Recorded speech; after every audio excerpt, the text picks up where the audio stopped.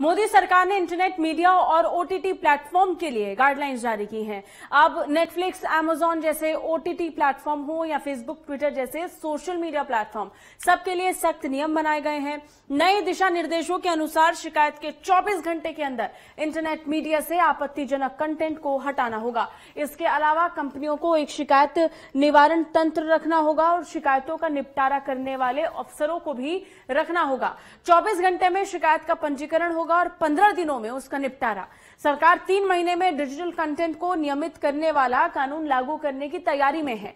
केंद्रीय मंत्री प्रकाश जावड़ेकर और रविशंकर प्रसाद ने एक प्रेस कॉन्फ्रेंस करके इस बाबत जानकारी दी।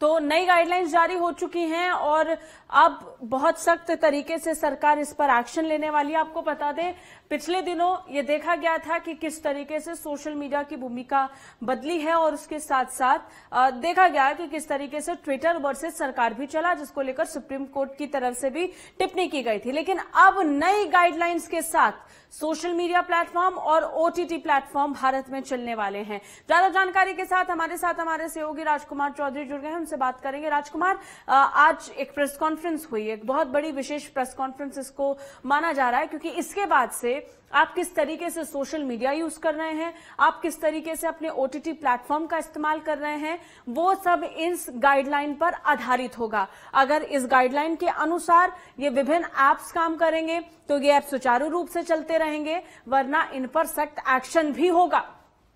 राजकुमार। बिल्कुल साची, आज का दिन हिंदुस्तान के लिए बहुत महत्वपूर्ण है, क्योंकि डिजिटल भारत जो हम बना रहे थे उसको बनाने के साथ साथ संविधान में अभिव्यक्ति की आजादी हर किसी नागरिक को है। हर जिम्मेदार नागरिक अपनी अभिव्यक्ति की आजादी, अपनी बात को कहने का उसके पास एक जरिया है।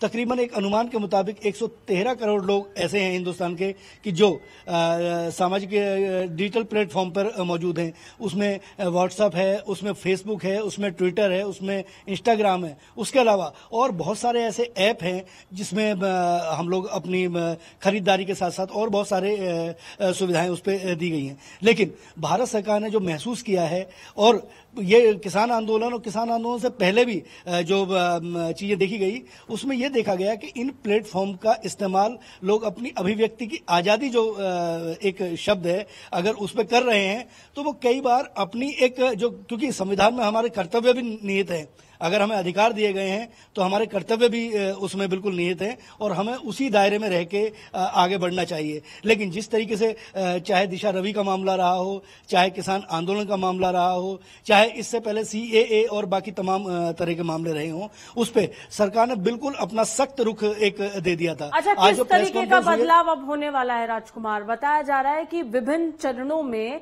अब ओटीटी प्लेटफॉर्म पर, सोशल मीडिया प्लेटफॉर्म पर नजर रहने वाली है।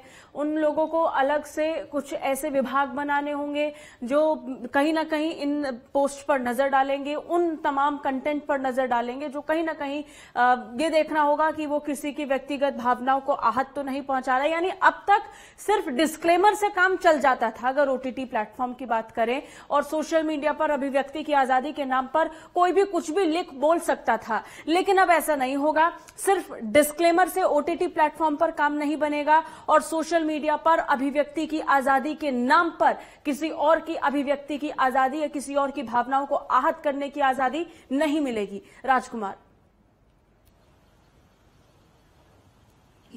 बिल्कुल साची, सरकार की तरफ से जो चीजें छन के आ रही हैं, कुछ अधिकारियों से जो बात हुई है, इस पर एक आयोग बनाने के संकेत मिले हैं, जिसमें सुप्रीम कोर्ट या हाई कोर्ट के जो सीनियर जज होंगे वो उसके अध्यक्ष होंगे और समय समय पर इसकी मॉनिटरिंग होगी। जहां तक अभी तक जो सोशल प्लेटफॉर्म बाकी सब है, सारी जितनी भी कंपनियां हैं, जितने भी डिजिटल प्लेटफॉर्म हैं, उन कंपनियों की अपनी एक लीगल टीम होती है और वो लीगल टीम कहीं ना कहीं जितने भी नोटिस होते हैं समय समय पर उनका जवाब देती है। लेकिन हिंदुस्तान की सरकार ने बिल्कुल अब स्पष्ट तौर पर तय कर दिया कि यदि भारत के अंदर आपको अपने प्लेटफॉर्म चलाने हैं तो निश्चित तौर पर सरकार के नियमों का पालन करना होगा। और सबसे बड़ी बात, ये जरूरत भी इसलिए था कि बिना सोचे समझे कंटेंट को अपने प्लेटफॉर्म पर जारी करने की इजाजत अगर किसी ने भी दी तो उसको सोचना होगा, क्योंकि कड़ी कार्रवाई होगी। बहुत शुक्रिया राजकुमार तमाम जानकारी के लिए, हमारे साथ जुड़ने के लिए।